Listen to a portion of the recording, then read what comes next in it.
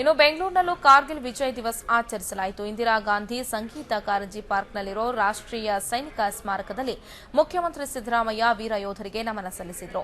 ಈ ವೇಳೆ ಹುತಾತ್ಮ ಯೋಧರ ಪೋಷಕರು, ವಿವಿಧ ಸೇನಾ ವಿಭಾಗದ ಅಧಿಕಾರಿಗಳು ಕೂಡ ಭಾಗಿಯಾಗಿದ್ದರು.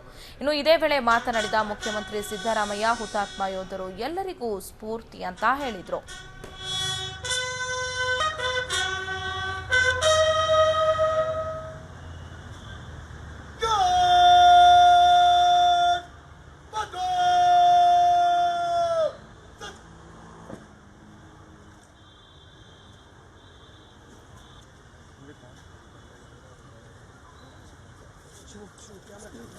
ಕಾರ್ಗಿಲ್ ಯುದ್ಧದಲ್ಲಿ ದೇಶಕ್ಕೋಸ್ಕರ ತಮ್ಮ ಪ್ರಾಣವನ್ನ ತೆತ್ತಂತ ನಮ್ಮ ಸೈನಿಕರು ಮತ್ತೆ ಗಾಯಾಳುಗಳಾದಂಥವರು ಇವರೆಲ್ಲರೂ ಕೂಡ ಸ್ಮರಣೆ ಮಾಡ್ಕೊಳ್ತಕ್ಕಂಥ ದಿನ ಇದು.